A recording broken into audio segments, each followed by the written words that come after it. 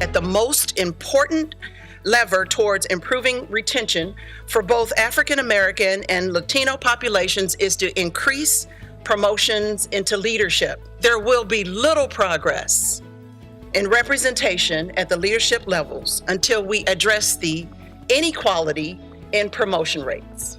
The compelling data clearly underscores the need to do so, and that is why FSP is so incredibly important. To some extent, I think we usually overestimate how radical change is going to be. People get more nervous about technologies than is actually probably reasonable, and that's probably my view as well.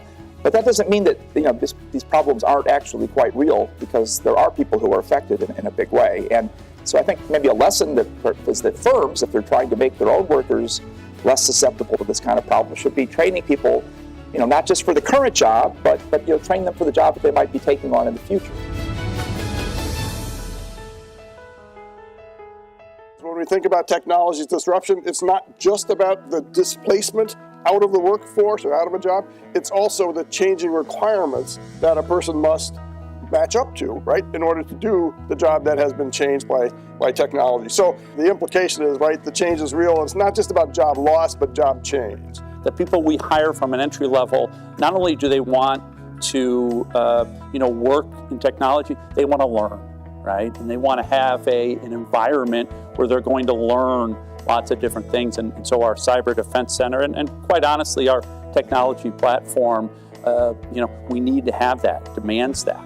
How do we use artificial intelligence within the organization to reduce or eliminate bias by looking at candidates and then looking at all of our issues around diversity and inclusion?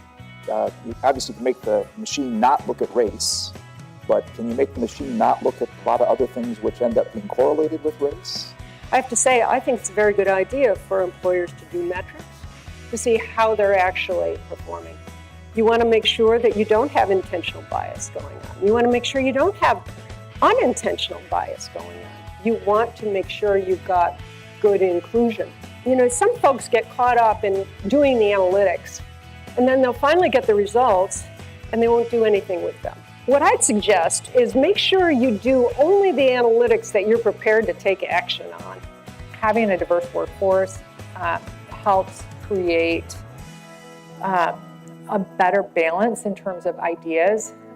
We tend to think in silos. We tend to think and what our silos are informed by our experience. And so if you have people within the organization and within your team who have different experiences and different backgrounds, they tend to think in different ways.